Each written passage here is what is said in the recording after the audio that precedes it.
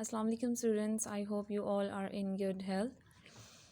Students, today the topic that we are going to study is what is magnetism.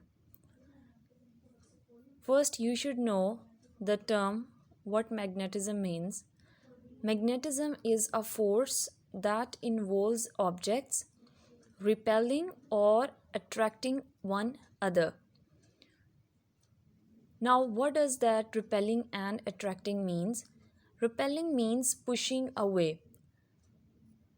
When two objects have a force of repelling among themselves, it means that they are pushing them away from each other. And if there is a force of attraction, which means that they will attract each other, they will move towards each other. These objects are called magnets, and they usually contain metals such as iron that have strong magnetic qualities.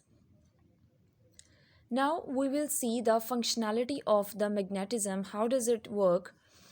Magnetism works when all the electrons in a metal are moving in the same direction. It means that, as you can see in this picture, these are the electrons that are unaligned and these are the aligned depiction of electrons. And magnetism among the objects will occur when the electrons in that metal, for example iron, they will move in the same direction. Usually electrons move all over the place, but in certain metals they move the same way. As in this picture, a metal with electrons moving in different direction.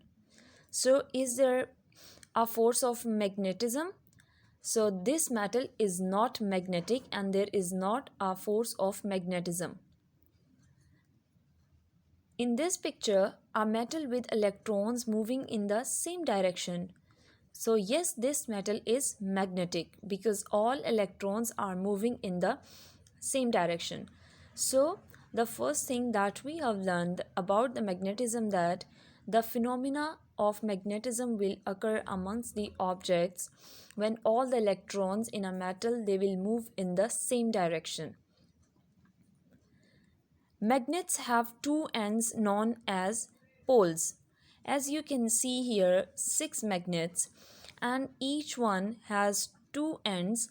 One is the south pole denoted by S and one as the north pole denoted by capital N.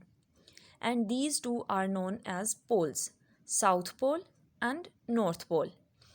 The north and south poles of two magnets will attract each other. Now remember that, now see these two magnets. See this one end and this one end. It's the north pole and this is the south pole.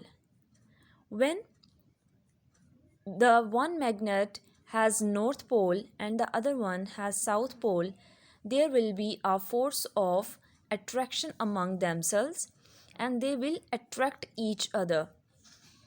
But on the other hand, we will see that if the two ends of both two magnets have same poles, like this magnet has south pole and same here this magnet also has south pole, so these two magnets will not attract each other and there will be a no force of attraction among themselves, but yes, there will be a force of repelling.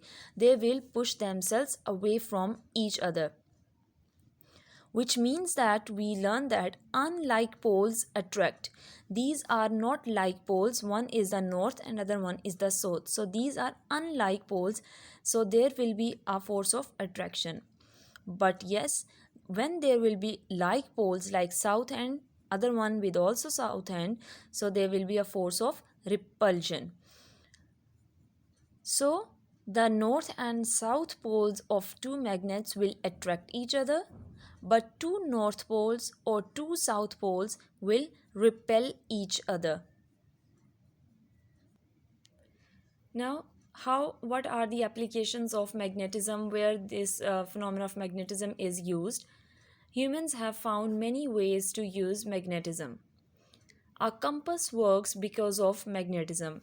Many of you must have seen this um, compass, and this works on the phenomena of magnetism. How it has a magnetized needle that always points towards the Earth's north pole. As you can see here in red color, it's a magnetized needle that always point towards the Earth's north pole. So anyone with a compass can easily work out which way they are traveling. Second one, this is a train that works on magnetism. It doesn't have wheels and its base doesn't touch the track, but it floats above the track on an invisible magnetic cushion.